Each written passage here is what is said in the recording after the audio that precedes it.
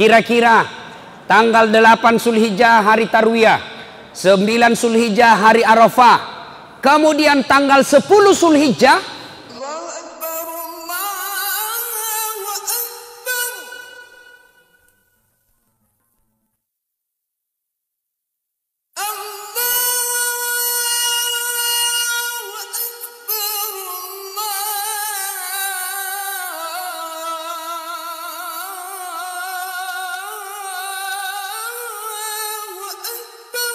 wa qala idzan bismillahirrahmanirrahim ya ayyuhalladzina amanu dukhulu fis-silmi kaffatan wa la tattabi'u khutuwatis syaitan innahu lakum adu mubin.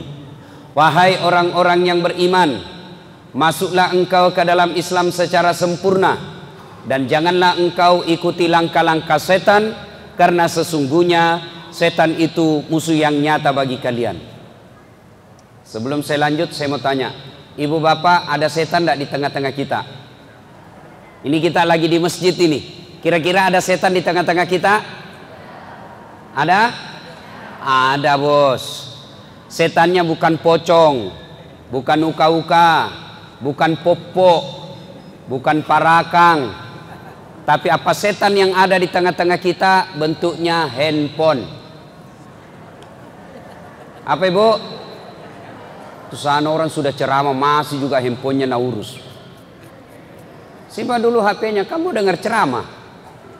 Ibu, simpan dulu HP tak? Sebentar mas selfie. Saya pernah ceramah kaget kak. Saya lagi ceramah tiba-tiba ada ibu-ibu balik ke belakang, nah belakangi kak. Baru diambil HP-nya. Nah tulis di statusnya latar belakang Dasat Latif. Saya najidahkan background. Tomat-tomat kajili-jili. Apalagi setan yang ada di tengah-tengah kita bisa jadi sandar-sandar.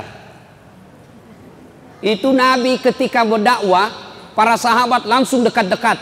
Ini sengaja jauh-jauh dekat-dekat dari pintu. Supaya apa? Bisa cepat lari. Ayo kita dekat-dekat sedikit. Ayo dekat-dekat pak, dekat-dekat. Mudah-mudahan bentuk kecintaan kita kepada Allah dan Rasulnya. Ayo maju-maju sedikit.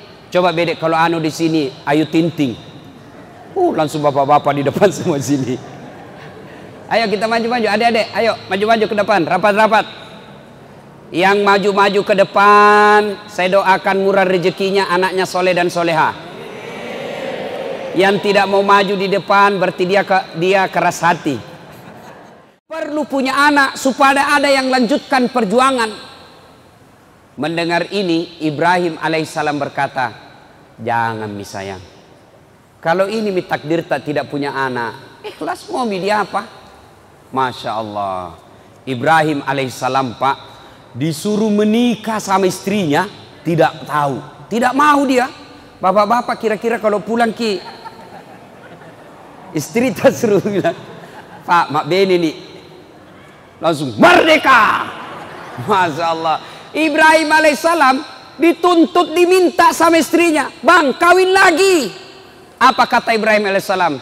Tidak sayang, saya tidak mau melukai perasaanmu. Biarlah kalau ini takdir kita tidak punya anak, apa boleh buat. Ibrahim alaihissalam disuruh nikah sama istrinya, tidak mau. Bapak-bapak dilarang nikah sama istrinya, sembunyi-sembunyi.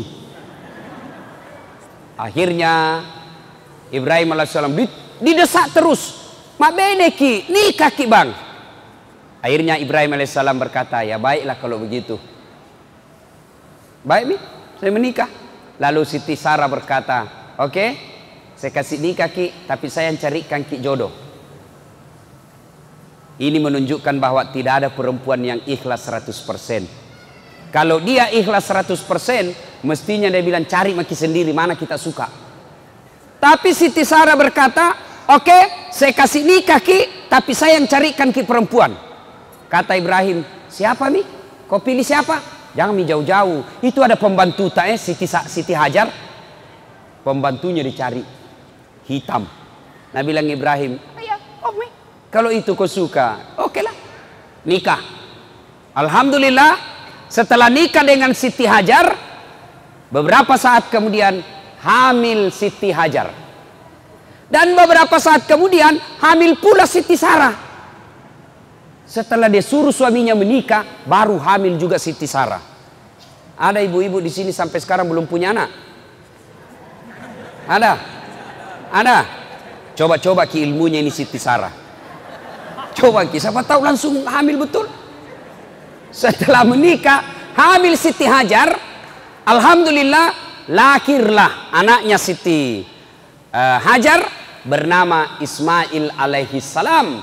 Lalu lahir pula anaknya Siti Sarah namanya Ishak alaihi salam. Ibrahim dengan Siti Hajar lahir anak bernama Ismail, itulah keturunan orang Islam. Siti Sarah dengan Ibrahim alaihissalam anaknya namanya Ishak, inilah keturunannya Yahudi sekarang. Nah, ibu bapak saudara-saudara sekalian, Siti Hajar, Siti Sarah, Ibrahim. Bapak-bapak, ibu-ibu, halo ibu, ibu, pak, dalam rumah tangga itu pak, dalam Quran ada 4 jenis rumah tangga. 1, suaminya beriman, istrinya kafir. Saya ulang, istrinya beriman, suaminya kafir. Siapa? Suaminya beriman, istrinya kafir. Siapa dia? Nabi Lut alaihi salam. Tuh, suami beriman, istri kafir. Lut alaihi salam. Yang kedua, istri beriman, suami kafir. Siapa ini? Fir'aun laknatullah alaih. Yang ketiga, istri kafir, suami kafir. Siapa dia? Ini Abu Lahab. Dan yang keempat, suami beriman, istri beriman. Saya ulang, suami beriman, istri beriman. Siapa dia? Ibrahim alaihi salam. Nah, ibu-ibu kira-kira pilih mana ibu? Pilih mana ibu? Suami beriman, istri beriman. Ibrahim alaihissalam. Ya bu ya. Tapi ingat ibu, Ibrahim alaihissalam itu 2 istrinya.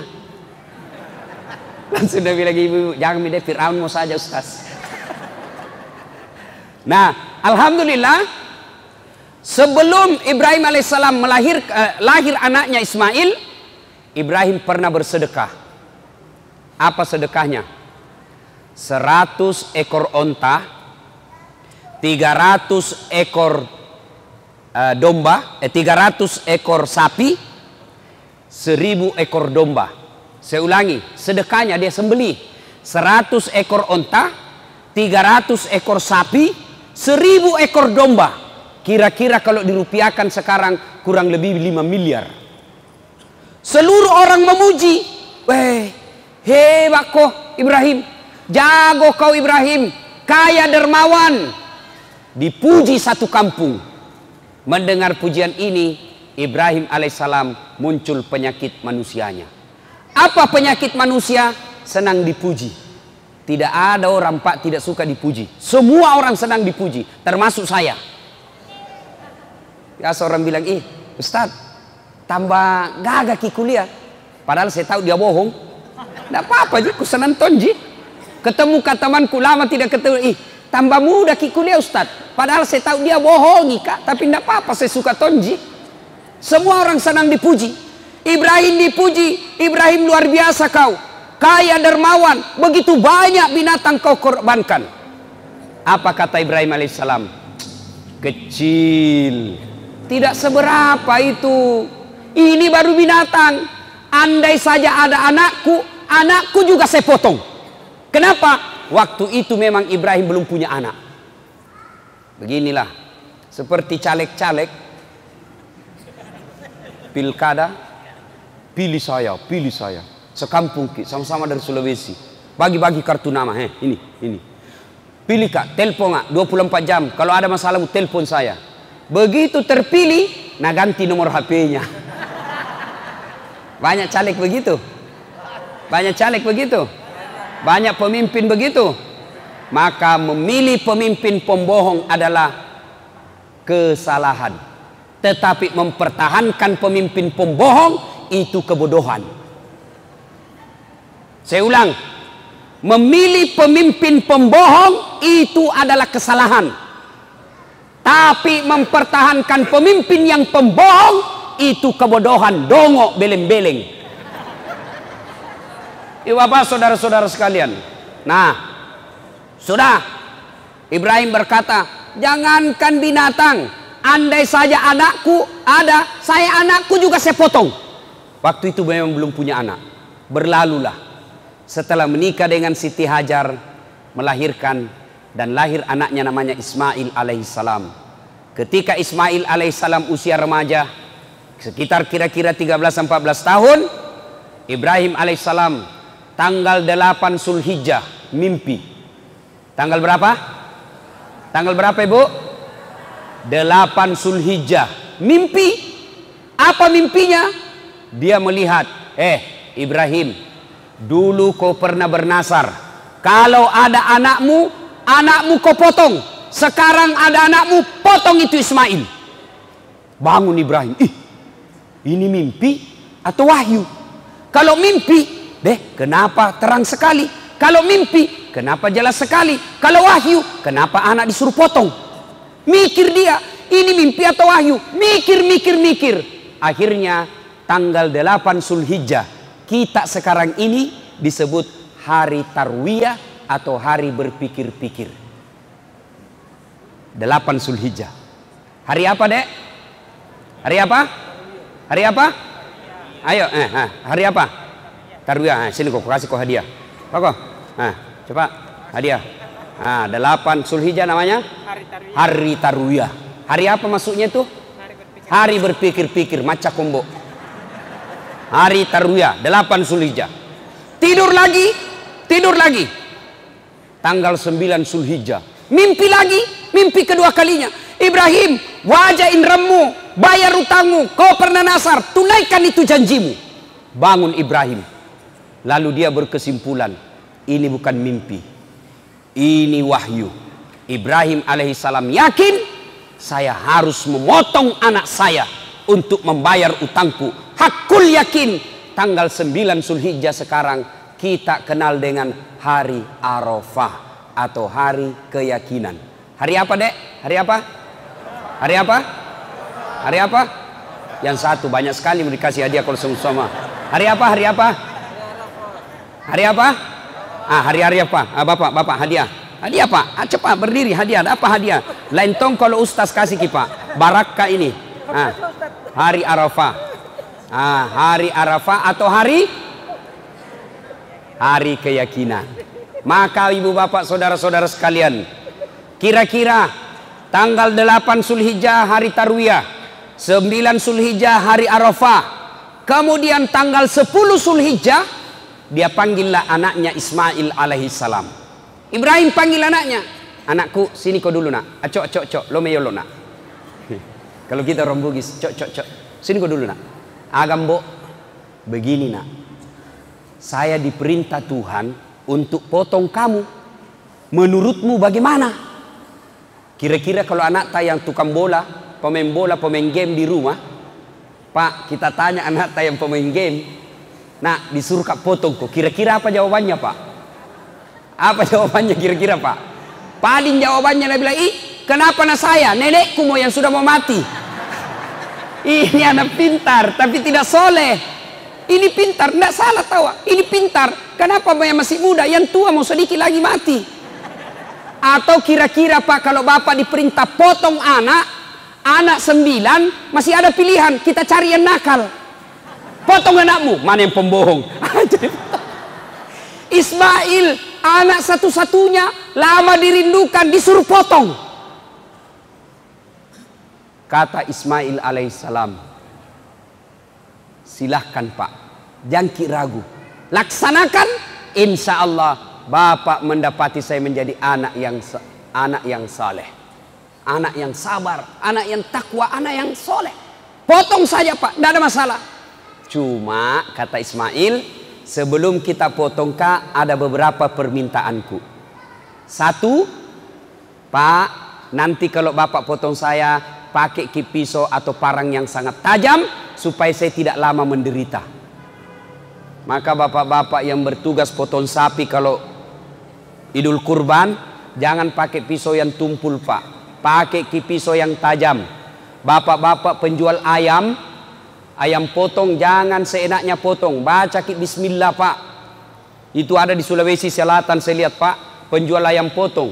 50 ayam potong, satu kali di bismillah. Nah bilang saja bismillahirrahmanirrahim kali 50. Tidak boleh begitu dong. Baca satu-satu. Beleng-beleng. Sudah. Nah Ismail alaihissalam.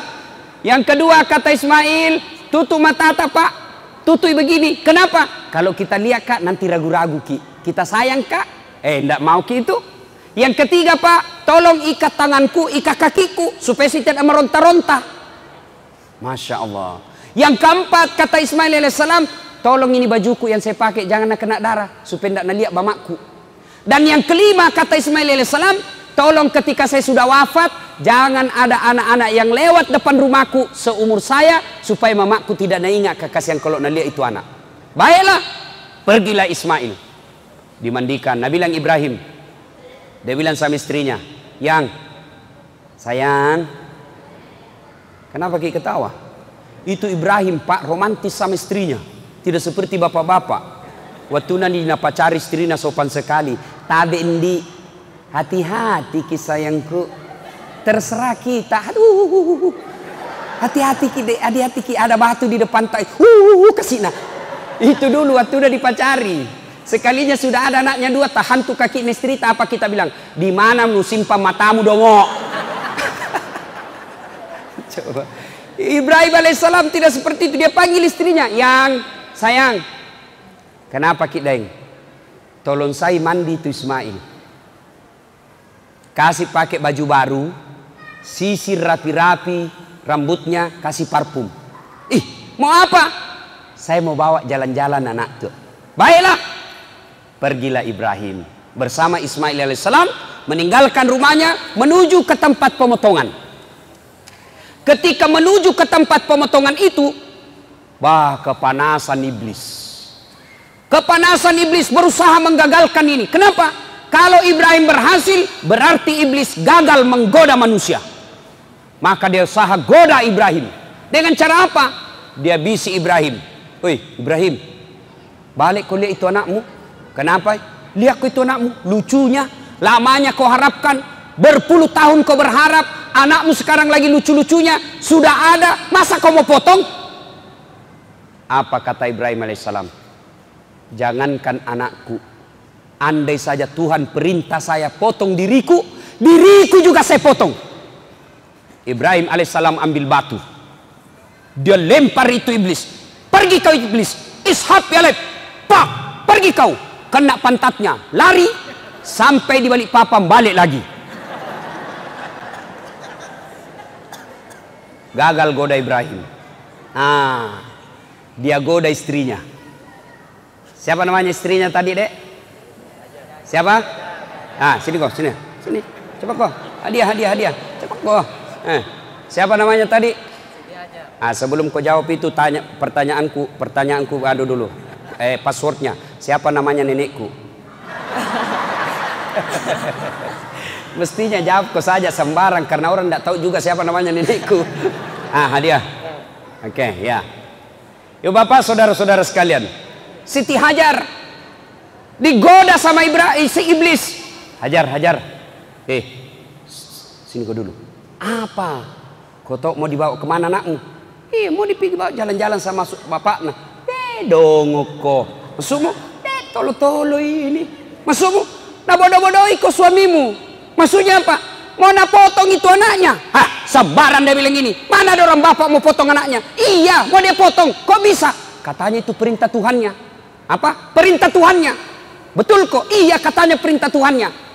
Mendengar ini Siti Hajar berkata, jangankan anakku, saya saja siap dipotong kalau itu perintah Allah. Jangan banyak bicara di situ. Pak, lempar kena telinganya, lari sampai Sangatta, balik lagi. Masya Allah. Gagal di suami, gagal di istri. Nabi bilang Siti Hajar, jangankan anakku, saya juga mau dipotong kalau perintah Allah. Nabi bilang iblis, lebih gila dari suaminya ini. Dia datang goda anaknya. Ismail nagoda. Mas Boy, Siko dulu. Apa lagi? Kau tahu mau kau dibawa di mana bapakmu? Saya tahu ji. Mau kena potong. Bodoh-bodohmu. Masa mau kau? Jangan banyak bicara di situ. Dia ambil juga batu, dia lempar. Pak, kena mata kanannya. Pico. Apa itu bahasa Indonesianya pico? Apa bahasa Indonesianya pico, Pak? Hah? Mencok. Beda-beda sedikit. Kena mata kanannya. Lempar, lari iblis. Maka 3 kali dilempar itu iblis. Ibrahim, Siti Hajar, Ismail alaihissalam. Inilah simbol permusuhan antara manusia dengan iblis yang diabadikan sekarang ketika kita melaksanakan ibadah haji dengan melempar 3 jumroh, yaitu jumroh Aqabah, Usta, Ula. Setan besar, setan tengah, setan kecil dilempar. Maka sekarang jamaah haji kalau pergi melempar batu, itu dinding. Ini ada cerita-cerita warung kopi gini, tidak tahu benar atau tidak. Ada jamaah haji dari Bontang, diambil batu, dia lihat itu dinding setan, dia bilang ini setan ini. Nih nana setannya ini yang goda saya selama ini. Lo rempel kok. Diambil batu, Pak.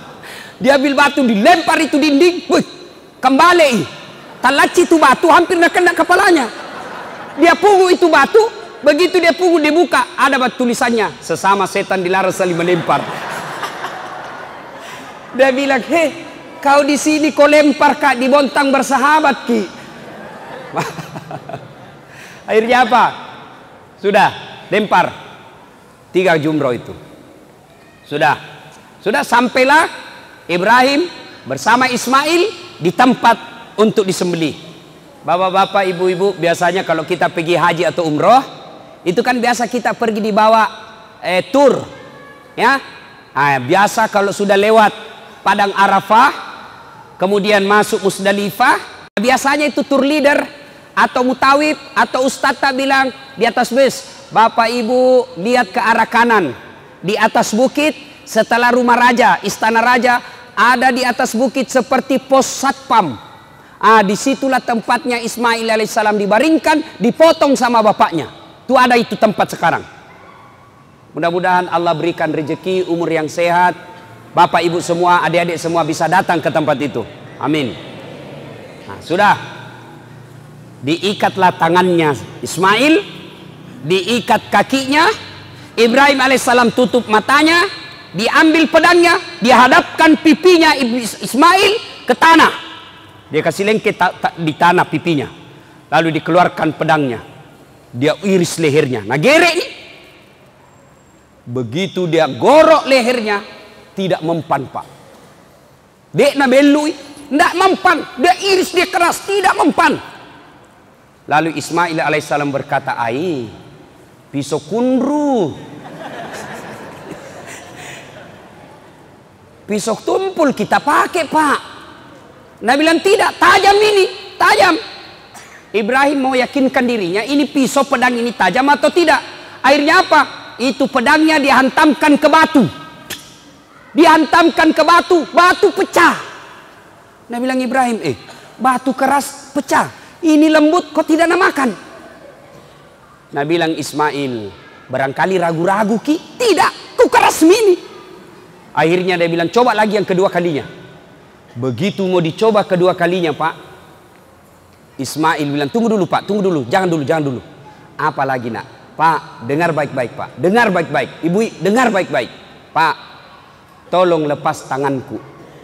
Tolong buka ikatan kakiku. Jangan ikat tangan kakiku. Kenapa? Kalau saya diikat, nanti Allah berpikir, nanti Allah mengira saya tidak ikhlas. Lepaskan ikatan tangan dan kakiku. Subhanallah. Dilepas. Sudah dilepas, digerek lagi kedua kalinya. Ketika digerek kedua kalinya, Allah di atas aras memanggil seluruh malaikat, wahai malaikatku, kau lihatlah ini hambaku Ibrahim alaihissalam. Begitu cintanya kepada Allah, begitu cintanya kepada Tuhannya, dia ikhlaskan, dia potong anaknya sebagai rasa ketaatannya kepada aku. Kau lihat ini Ibrahim. Dulu kalian mengkhawatirkan ketika Adam saya ciptakan menjadi pemimpin, kalian semua demo, khawatir anti Adam, manusia merusak dunia. Ini sekarang kau lihat ini, hebatnya ini manusia. Lalu Dia gerek lagi tuh. Mendengar ini bahwa malaikat dipanggil semua. Lihat kau itu, kata Allah. Lihat itu manusia. Mendengar ini. Lalu malaikat mengucapkan takbir. Allahu Akbar. Allahu Akbar. Allahu Akbar. Jibril. Mendengar ini, Ibrahim alaihissalam melanjutkannya dan menjawabnya. La ilaha illallah. Huwallahu Akbar. Mendengar ini, Ismail alaihissalam menjawab dan melanjutkannya dengan kalimat Allahu Akbar walillahil ham. Itulah kalimat takbiran kalau kita lebaran. Allahu Akbar, Allahu Akbar, Allahu Akbar. La ilaha illallah, huwallahu akbar, Allahu Akbar walillahil ham. Nah itu. Jadi besok kalau kita lebaran Idul Kurban, dari rumah, dari Loktuan, dari Berbas, jalan kita ke masjid, jalan kita ke lapangan, sunnah mengucapkan Allahu Akbar, Allahu Akbar, Allahu Akbar, la ilaha illallah, wallahu akbar, Allahu Akbar walillahil ham. Kira-kira anak-anak, adik-adik, bapak-bapak kalau pergi tempat takbiran, pergi tempat lebaran, takbiran apa enggak? Takbiran? Tidak. Kalau anak motor-motor, nah balap motornya. Nah kasih buka knalpotnya. Nah kasih ribut-ribut. Sambil jalan bukannya takbiran, selfie. OTW lebaran. Sampai alhamdulillah duduk menunggu ustadz. Begitu sujud, nah foto lagi kepalanya. Alhamdulillah sholat 2 rakaat. Tidak seperti itu. Kalau kita pergi ke area tempat lebaran, masjid atau lapangan, takbiran. Sudah Bapak Ibu sekalian, maka Allah perintahkan kepada malaikat Jibril. Jibril, kau ambil itu kibas yang ada di sorga, yang pernah dipersembahkan anaknya Adam ketika menikah. Ambil itu kibas, bawa ke dunia, gantikan lehernya Ismail. Kemudian yang dipotong oleh Ibrahim alaihissalam adalah kibas atau domba atau kambing kita sekarang ini. Ibu bapak saudara-saudara sekalian yang saya hormati, ini kisah sejarah lahirnya kurban atau memotong binatang persembahan kepada Allah Subhanahu wa taala. Nah, kira-kira apa hikmahnya? Apa pelajaran yang ingin kita ambil? Satu, ternyata Bapak Ibu sekalian, setan itu setiap kita mau melakukan kebaikan, pasti dia berusaha untuk menggoda kita. Saya ulang, begitu Bapak Ibu sekalian mau melakukan ibadah kebaikan, maka setan akan kepanasan dan berupaya menggoda kita. Contoh, azan subuh, as-salatu khairum minan naum, salat lebih baik daripada tidur. Setan mulai kena goda. Sebentar Pi, sebentar, masih ada 10 menit, tunggu Mi. Tarik selimut. Begitu bangun sudah 6:30, berhasil setan. Coba itu setan begitu. Begitu hayya 'alas shalah, mari tunaikan sholat. Tiba-tiba datang pembeli 4. Ada mau beli rokok, ada mau beli Indomie, ada mau beli gula. Akhirnya apa? Tidak jadi ke masjid gara-gara setan yang datang dalam bentuk pembeli. Setan itu. Bapak mau datang pengajian seperti ini, itu setan menggoda. Apa godaannya setan? Sebentar, sebentar. Jangan aku di dalam, di luar mau saja, panas di dalam. Itu setan itu. Begitu kita duduk, pegang HP-mu, cepat kok ada SMS masuk. Setan itu, bos. Begitu kita masih mau dengar ceramah, lihat jam. 9:30 Mi.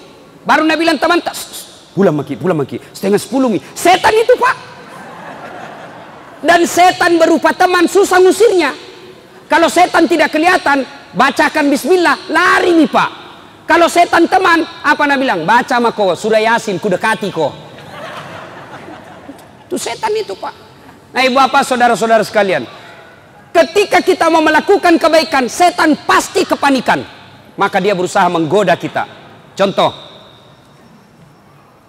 hayya 'alas shalah, mulai setan, dia tebar. Datang setan, tidak usah ke masjid, bisa saja kau sholat di rumahmu. Sudah, setan itu, kalau dia berhasil itu setan, maka kita tidak ke masjid, kalah kita. Tapi kalau kita berhasil berdiri, tinggalkan itu, jangan pikir setan mengalah. Tadi kan lempar pertama lari ke Balikpapan, lempar kedua lari ke Sangatta. Iya toh? Nah, itu setan. Anggap bapak berhasil, hayya 'alas shalah, langsung berdiri, pergi. Apa setan berhenti, Pak? Tidak. Nagodaki lagi. Caranya apa? Nagodaki supaya buru-buru berwudu. Wudu kita salah-salah. Nah bilang setan, yo pimako. Akhirnya apa? Begitu kita mau wudu, dingin itu dingin sekali air. Nah, itu setan masuk di situ. Tiba-tiba setan kasih bunyi handphone. Itu setan itu. Akhirnya apa? Kita wudu sambil terima telepon. Pernah toh? Kita ketawa karena pernah begitu toh? Setan itu masuk, bos. Yo, matuk pi. Siaga melok molengi. Si ratu, 75. Itu setan masuk di situ. Masuk itu setan. Akhirnya apa? Kita wudu tidak sempurna. Atau anggaplah bapak tidak terima telepon, tapi wudunya salah-salah, tidak sempurna. Bagaimana caranya? Quran menjelaskan wudu itu membasuh jari hingga ke siku, ya kan? Jari hingga ke siku. Tapi apa yang kita praktek? Siku ke jari. Kalau jari ke siku kan begini caranya wudu, Pak. Kalau tua seperti ini, bapak-bapak sudah generasi sakaratil maut, ini depan-depan ini, itu lipat ini, Pak, lipat. Kenapa? Karena di sini banyak keriput-keriput. Kalau bapak tidak lipat ini, tidak kena air, tidak sah wudunya. Tidak sah wudu, otomatis tidak sah sholat. Setan itu berupaya supaya tidak sah wudu, tak. Karena kalau tidak sah wudu, biar 1 jam bapak sholat tidak sah sholatnya. Kenapa? Wudunya salah. Nah, setan tidak goda ke situ. Maka kita biasanya wudu, sunnahnya ajaran Quran begini. Tapi apa yang kita praktek? Siku ke jari-jari. Bagaimana caranya, Ustaz? Nah, buka keran.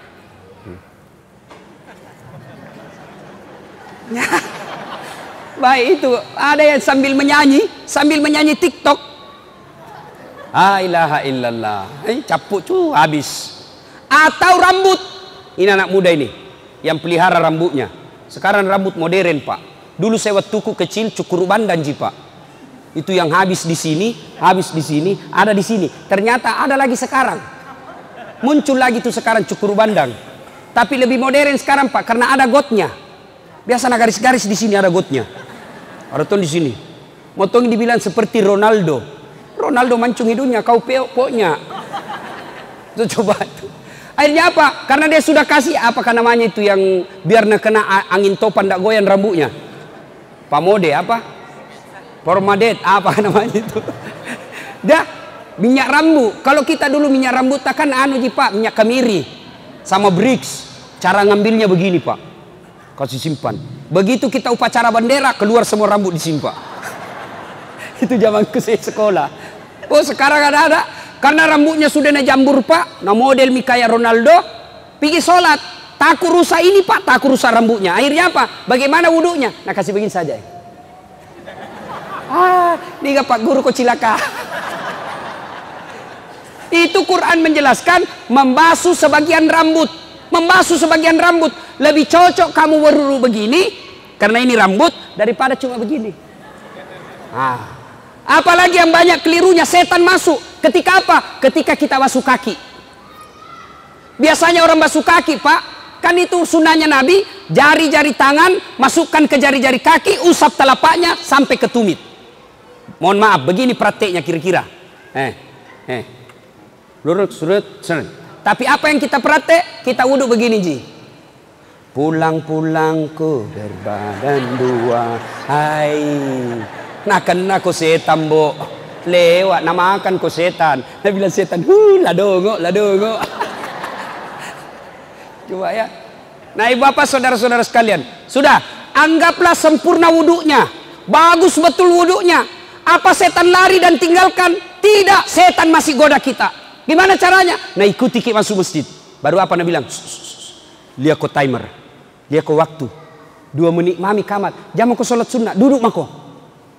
Setan itu. Anggaplah bapak sholat sunnah 2 rakaat. Nagoda ki lagi setan. Apa? Jam ko baca surat pendek. Langsung mau saja Al-Fatihah. Jamnya ada surat pendeknya. Atau kita buru-buru. Subhanallah. Ah itu setan masuk di situ. Anggaplah kita uduk bagus, sholat bagus, rukun-rukunnya sempurna. Apa setan lari? Tidak. Dia ambil cara terakhir. Jurus terakhir diambil. Apa? Dia timbulkan ujub, sombong dalam hati kita. Akhirnya apa? Paling jago kamu. Tidak ada yang kalah kau dalam masjid ini. Akhirnya apa? Begitu assalamualaikum warahmatullah, assalamualaikum warahmatullah. Nah kasih lihat sampingnya. Salah caranya. Sombong. Masuk setan. Itu. Banyak itu orang masuk di masjid sombong pak. Pintu masuknya setan itu sombong. Mana? Yang mana itu ciri-cirinya orang sombong masuk di masjid? Seolah-olah hanya pendapatnya saja benar. Sekarang banyak itu begitu. Sholat tidak beda pendapat orang.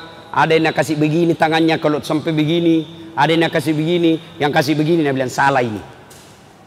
Nah itu, ada itu yang begitu sombong-sombong begitu. Ada lagi, kalau dia lihat orang takbir, ada orang macam-macam takbir pak. Ada yang begini, ada yang begini.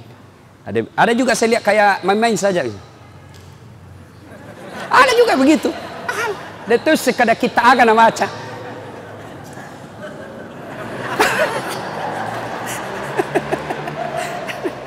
Ada juga terlalu serius pak.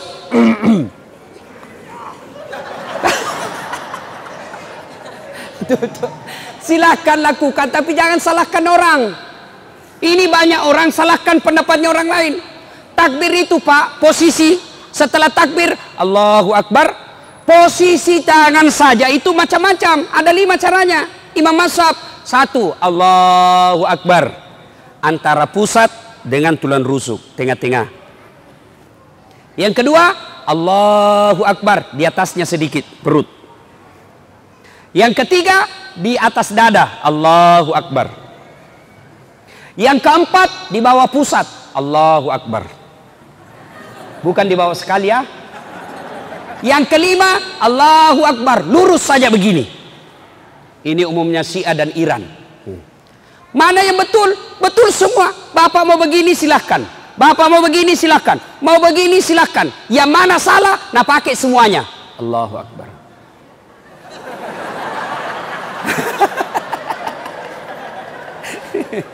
Masuk dalam masjid itu banyak orang sombong pak. Hanya dia yang dia rasa pintar. Itu hanya begitu pak. Terutama ini anak-anak muda yang belajar agama melalui YouTube. Baru 2 bulan belajar agama. Wah enak kasih salah semua orang. Itu pun baru 3 menit habis kuotanya. Akhirnya tidak sempurna dia pelajari itu. Saya pak selalu dibilangi ustadz tidak sunnah. Itu ustadz tidak sunnah. Kenapa? Karena dia menganggap bahwa yang sunnah itu kalau dia mulai ceramah mengucapkan innal hamdalillah. Karena Nabi kalau khutbah selalu ucapkan innal hamdalillah. Saya tidak begitu, maka saya dianggap tidak sunnah. Ada lagi apa? Nabi bilang ini ustadz dasar bukan ustadz sunnah. Kenapa? Karena tidak ada jenggotnya. Imam ini apa kalau tidak mau hidup? Banyak itu pak orang sombong seperti itu. Banyak itu pak. Ya? Itu sombong pintu masuknya setan. Setan masuk dari kesombongan.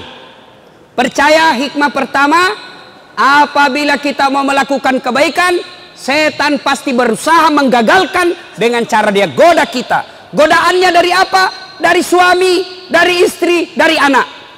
Ada orang rumah tangga suaminya beriman, tapi istrinya kesurupan. Suaminya mau bersedekah, mau potong kambing. Tabung ini nah, bu. Tarik mini di rekening tak 1,5 juta beli kambing untuk kurban. Berapa pak? 1,5 juta. Langsung istrinya kemasukan setan. Jangan mako. 1,5 juta itu bisa beli cincin. Langsung dia bilang istrinya, pak, jangan aku dulu kurban. Sok kaya sekali kok kurasa deh. Sini itu 1,5 bisa beli cincin. Ini suaminya masuk surga, istrinya di blender nanti di neraka. Dan itu pak. Setan berupa istri susah diusir pak. Apalagi kalau kita takut sama istri. Hai. Ada mentong itu istri Pak, kasih takut-takut suaminya. Ada di sini bapak-bapak takut sama istri? Ada? Apalagi kalau istri tak orang Bugis. Hai Pak, nakakang ki Pak. Ada di sini takut sama istrinya? Ada? Berhenti jadi laki-laki. Masalah takut sama perempuan. Bagaimana caranya kita mau takut sama istri? Nah kita lamar ki, dikasih uang panai puluhan juta. Nah ambil semua gaji kita tiap bulan. Dibelikan rumah, dicicilkan mobil, baju semua kita belikan. Bedaknya, gencungnya kita semua belikan. Masa kita mau takut sama dia? Bagaimana ceritanya? Yang kita takut sama istri tapi Pak. Nah bilang orang Ustaz tidak takut sama istri tak. Mau ku apa takut sama istriku? Cuma istriku lebih berani dari saya. Ayo Bapak, satu, godaan bisa dari suami, godaan dari istri, dan yang ketiga godaan dari anak. Berapa banyak orang Pak akhirnya masuk penjara, korupsi, gara-gara apa? Anaknya minta dibelikan mobil. Setan masuk di situ. Berapa banyak pejabat yang akhirnya di penjara gara-gara korupsi. Kenapa? Istrinya minta dibelikan rumah baru. Maka godaan setan bisa datang dari suami, bisa datang dari istri, bisa datang dari anak. Pertanyaannya, bagaimana cara melawan setan? Bagaimana cara melawan setan? Ketika Rasulullah sallallahu alaihi wasallam Isra dan Mi'raj, Nabi dikejar oleh api, makin lama makin membesar, makin lama makin membesar. Nabi bertanya, "Ya Jibril, siapa itu Jibril?" Jibril menjawab, "Itu setan, iblis laknatullah alaih, untuk menggagalkan upayamu." Lalu Nabi bertanya, "Bagaimana caranya aku melawannya? Bagaimana caranya aku menghindarinya?" Jibril menjawab, "Ucapkan kalimat istighfar. Astaghfirullahaladzim azim wa atubu ilaihi la ilaha illa anta subhanaka inni kuntu minadz zalimin." Lari itu setan. Maka kalimat yang paling ditakuti iblis laknatullah alaih adalah istighfar. Makanya bapak-bapak, kalau setan mulai goda kita, tadi kita praktekkan nanti, ditarik di dompet, mau dikasih masuk celengan aman Palestina. Tiba-tiba, mau kita beli pulsa ini, habis pulsa, HP mau diganti. Setan itu Pak. Bagaimana caranya lawan setan? Astagfirullah, tarik, astagfirullah. Nah tarik itu setan itu, astagfirullah, astagfirullah, astagfirullah. Lawan itu setan dengan kalimat istighfar Pak. Betul, saya serius ini Pak. Coba itu lawan. Begitu kita kasih, nah tarik itu, astagfirullah, astagfirullah, astagfirullah, astagfirullah. Mati itu setan Pak. Ya, Bapak saudara-saudara sekalian, astagfirullahaladzim wa atubu ilaihi la ilaha illa anta subhanaka inni kuntu minadz zalimin. La ilaha, tiada Tuhan illa anta, kecuali engkau, subhanaka, maha suci engkau ya Allah, inni kuntu minadz zalimin, sesungguhnya saya menzalimi diri saya sendiri. Misalnya tuh setan. Satu ketika setan ditanya, "Iblis, apa kalimat yang paling engkau takuti dari kami? Apa yang kau paling takuti dari kami?" Iblis menjawab kalimat istighfar. Kenapa bisa? Setengah mati ku suruh kau berdosa. Dari pagi sampai malam saya ajak kau berdosa, saya goda kau berdosa. Begitu kau istighfar, habis lagi. Maka melawan iblis, begitu ada kita melakukan kebaikan, tapi rasanya kita ragu, tapi rasanya kita cemas, rasanya kita tidak percaya, rasanya kita mau gagalkan, maka cara melawannya, astaghfirullahaladzim wa atubu ilaihi la ilaha illa anta subhanaka inni kuntu minadz zalimin. Yuk Bapak saudara-saudara sekalian, ini hikmah yang pertama, bahwa setiap kita mau melakukan kebaikan, pasti iblis kepanasan dan berusaha menggagalkan. Hikmah yang kedua, yuk Bapak saudara-saudara sekalian, apa harta terkaya, apa harta terbaik bagi Ibrahim alaihissalam? Apa kekayaan Ibrahim alaihissalam? Punya anak yang soleh, namanya Ismail alaihissalam. Maknanya Pak, harta kita yang paling berharga, kekayaan kita yang paling berharga, bukan sebenarnya rumah, bukan sebenarnya tambang, bukan sebenarnya tabungan, bukan sebenarnya deposito, tapi kekayaan kita yang paling berharga sesungguhnya adalah anak yang taat dalam beragama. Di mana anak-anak kita sekarang Pak? Bagaimana anak-anak kita sekarang Pak? Alhamdulillah Pak, anak tak kalau malam seperti ini datangi pengajian, luar biasa itu Pak. Bagus itu anak tak. Tapi kalau dia tidak pernah datang pengajian, anak bapak 4 tidak ada yang tahu sholat, anak bapak perempuan tidak pakai jilbab, anak bapak laki-laki pengisap lempox. Weh, kenapa ketawa anak muda? Banyak di sini isap lempox. Itu anak-anak sekarang tuh bingung, Kak, masa lempox kok isap? Nah campur lem tikus. Deh, beleng-beleng. Apa itu lem tikus? Lem tikus ya untuk tikus. Masa kau gagah-gagahmu kupang? Cemen lumen kampungan, baru 1 botol teler moko, itu teman tak jagona sampai masuk di got. Ayo, nah ibu bapak saudara-saudara sekalian, anak-anak kita adalah kekayaan paling berharga. Coba lihat tadi Ismail alaihissalam, remaja, ditanya, nak bagaimana kalau disuruh kau potong? Apa jawabannya? Silahkan Pak. Ini maknanya, kekayaan kita sesungguhnya adalah anak yang taat dalam beragama. Pak, bapak tidak usah cemas kalau anaknya sudah sarjana tidak punya kerja. Bapak tidak usah malu kalau anaknya sarjana kerjanya tambal ban di pinggir jalan. Bapak tidak merasa gengsi kalau anaknya sudah sarjana tapi kasihan kontrak-kontrak rumah. Tidak usah malu seperti itu. Kenapa? Bukan itu yang menyebabkan anak kita masuk neraka. Yang bapak cemas dan malu, anaknya sudah sarjana tidak tahu sholat, anaknya sudah master tapi tidak tahu ngaji, anaknya punya rumah sendiri tapi tidak tutup jilbabnya pada dia perempuan. Itu yang membuat kita cemas. Bapak saudara-saudara sekalian, anak-anak sekarang kita, saya tidak cemaskan otaknya. Anak-anak Pak cerdas-cerdas. Lihat itu anak-anak Pak, saya saja kalau SMS Kak Pak, 2 tangan saya pakai masih salah-salah pencet Kak Pak. Itu anak-anak sekarang sambil bawa motor meng-SMS. Jago nih itu anak-anak sekarang. Bawa motor nah balas itu SMS-nya. Kadang-kadang simpan saja di HP-nya itu di telinganya, pakai helm. Cerdas-cerdasnya anak-anak kita. Bapak tidak usah cerdas, cemaskan kecerdasannya. Yang perlu kita cemaskan adalah ketika agamanya tidak baik. Suatu ketika Nabi menuju ke suatu tempat. Dalam perjalanan ke tempat tersebut, Nabi melewati pemakaman. Tahu pemakaman? Kuburan. Ketika Nabi lewat, Nabi bersabda, saudara-saudara sekalian, langkahkan kakimu dengan cepat. Maperi-periko. Sahabat mempercepat langkahnya. Lalu pulang lagi dengan rute yang sama. Nabi santai, sahabat mau kasih cepat langkahnya. Nabi bilang, Nabi, jangan aku buru-buru, tenang saja. Kenapa ya Rasul? Tadi waktu pergi buru-buru, sekarang pulang tidak. Ada apa? Nabi menjelaskan, tadi itu waktu pergi, saya dengar ini orang disiksa di kuburnya. Saya tidak tahan lama-lama dengar, maka saya mau jauh-jauh supaya tidak dengar. Waktu pulang tidak lagi. Kenapa? Saya dengar berita dari Jibril. Allah perintahkan yang menghisap di kubur. Malaikat yang menyiksa di kubur. Allah perintahkan, hentikan siksaanmu. Tidak mungkin bapaknya kusiksa, sementara anaknya di dunia yang hidup lagi belajar mengaji membaca basmalah, bismillahirrahmanirrahim. Baru anak tak membaca bismillah, bapaknya orang tuanya di kubur sudah bebas dari siksaan alam kubur. Pak, jangan kasih kursus kiri kanan anak tak bahasa Inggris. Tidak gitu yang penting. Kasih kursus anaknya bahasa Korea, tidak penting itu Pak. Saya ini tidak pernah kursus kiri kanan, bisa aja keluar negeri kiri kanan. Apa bahasaku? Bahasa isyarat. Makan. You know? Dia tahu, oh mau makan ini orang. Bahasa itu, bahasa internasional itu Pak. Dan Bapak tidak usah cemas kalau tidak tahu bahasa Inggris. Kenapa? Memang kalau kita berdoa pakai bahasa Inggris. Nah doakan karena, oh my God, please help me my father. Talekang. Ibu bapak saudara-saudara sekalian, ini hikmah yang ketiga karena waktu yang terbatas. Pak, berkurbanlah.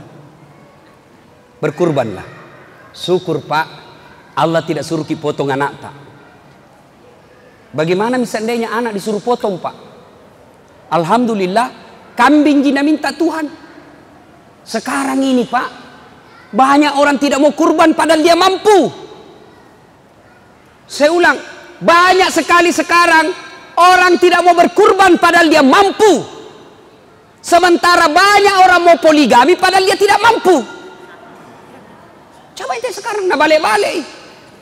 Tidak mau berkurban padahal dia mampu, mau poligami padahal tidak mampu. Coba maki sekarang. Mana buktinya mampu? Coba. Bapak umumnya punya handphone. Kalau bapak punya handphone harga 1,5 juta di atasnya itu, bapak mestinya sudah korban. Kenapa? Handphone aja bapak bisa beli, masa kambing 1,5 juta tidak bisa? Jadi bapak kalau tidak pernah kurban seumur hidup, padahal punya handphone 1,5 juta, nah sapak ku malaikat matu, kege rola cilaka yer, kege sekke kikirigal lapak jambatan. Jangan ketawa, saya serius ini bos. Anak muda sekarang saja handphonenya 2 juta. Pulsa datanya yang per bulan, paket per bulan 120.000 per bulan kali 1 tahun, harga kambing sudah itu. Mana lagi yang mereka mampu tidak mau berkurban? Perokok. Ada merokok di sini? Ada? Ada? Jangan marah ya, jangan marah. Ini perokok pak. Tapi sebenarnya itu rokok pak tidak merusak. Betul pak. Rokok itu sebenarnya tidak bahaya selama dia tidak ketemu api.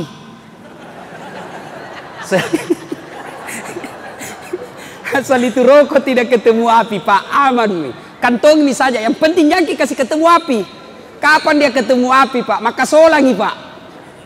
Coba rokok. Sekarang ditanya jamaah, Ustaz, kenapa doaku tidak jabah? Tidak pernah dikabulkan doaku Ustaz, padahal 4 tahun mak berdoa. Saya tanya, merokok ki? Merokok kau Ustaz. Itu sebabnya tidak dijabah doa tak. Apa hubungannya Ustaz?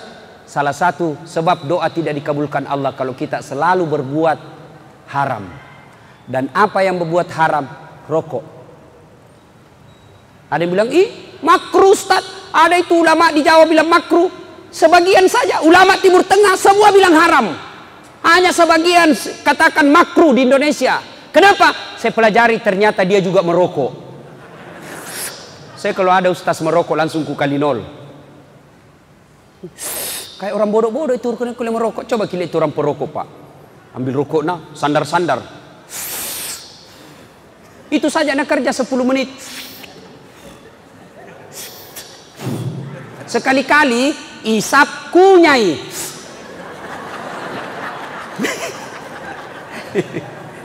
Beleng-beleng. Pak, bapak yang merokok, tahu ndak? Pak, kita lihat tadi itu orang-orang Islam, anak-anak kecil diseret tentara Yahudi 3 orang, anak kecil tentara 3 Yahudi. Kita lihat itu tadi, kasihan perempuan ditempelengi, dibuka jilbabnya, itu orang Yahudi. Dan bapak yang merokok, itu bapak sumbang harga rokok 20% ke Yahudi. Apa maksudnya Ustaz? Seluruh pabrik rokok yang ada di Indonesia orang Yahudi punya. Tidak percaya? Buka Google, cari itu pemilik sahamnya itu Yahudi. Pabriknya ada di Indonesia, tapi yang punya uang orang Yahudi. Berhenti merokok pak. Bapak bilang, tidak bisa Ustaz, tidak jalan otakku kalau tidak merokok kak. Bale-bale kok. Buktinya apa? Ramadan jalan di otak kak. Berhenti ki merokok pak.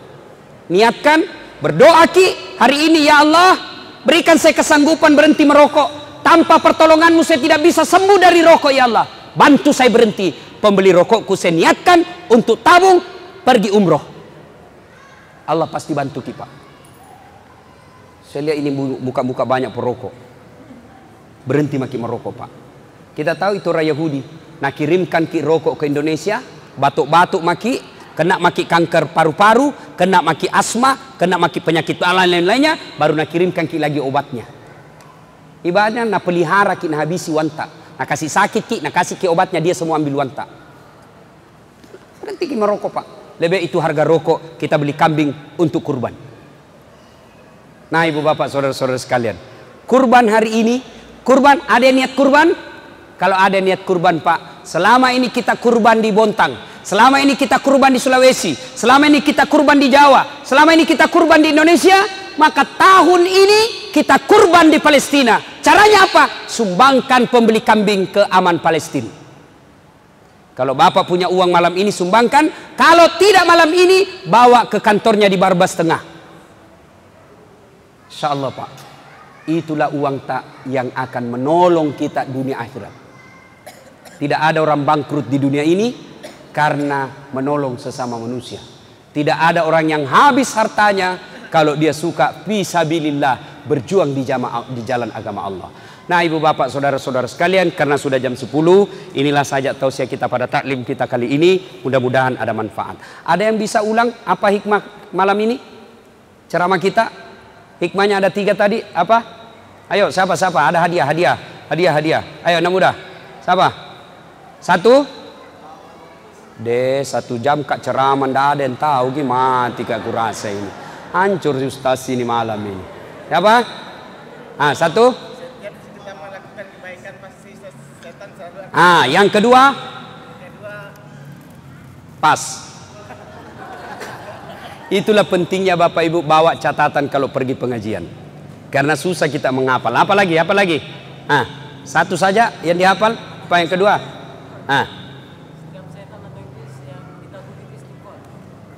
Ya, bagian. Hadiah cepat hadiah cepat ya. Sambil adik-adik edarkan celengannya, isi Pak. Begitu Bapak ragu-ragu setan, keluarkan terus Pak, keluarkan. Ayo keluarkan Pak. Pak, Bu, kalau ada uang kita bawa, keluarkan Pak. Jangki ragu, jangki bilang tidak diganti, Allah pasti ganti Pak, percaya gitu.